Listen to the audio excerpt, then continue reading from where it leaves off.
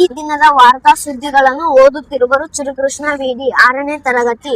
ವಿದೇಶೀಯ ಸುದ್ದಿ. America China ನಡುವಿನ ನಿರ್ಬಂಧಗಳು ಮತ್ತು ಚೀನಾ ರೈಲಿನ ವಿಶ್ವ ದಾಖಲೆ ಮುಂತಾದವು ಪ್ರಮುಖವಾಗಿವೆ. ದೇಶೀಯ ಸುದ್ದಿ.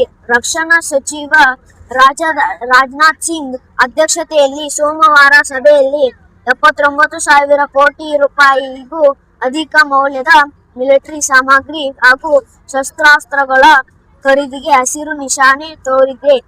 ಶಿಕ್ಷಣ ಸುದ್ದಿ. 1ನೇ ತರಗತಿಯಿಂದ ನೀತಿ ವಿಜ್ಞಾನ ಬೋಧನೆ ನಿರ್ಧಾರ. ನಾಡಿನ ಸಂಸ್ಕೃತಿಯ ಮೂಲ ಬೇರು ಜಾನಪದ ಸಾಹಿತ್ಯ.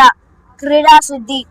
ಮೆಲ್ಬರ್ನ್ ಗೆಲುವಲ್ಲಿ ಚಿನ್ನಸ್ವಾಮಿಯನ್ನು ಸ್ಮರಿಸಿದ ಆರ್ಸಿಬಿಯ ಜಾಕೋಬ್ ಬೆಲ್ತನ್ ಕರ್ನಾಟಕಕ್ಕೆ ಹ್ಯಾಟ್ರಿಕ್ ಗೆಲುವು.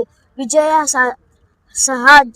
ಹಜಾರ್ ಟ್ರೋಫಿ. ತಮಿಳುನಾಡು ವಿರುದ್ಧ ಮಿಂಚಿದ ಕೆಎಲ್ ಶ್ರೀಜಿತ್.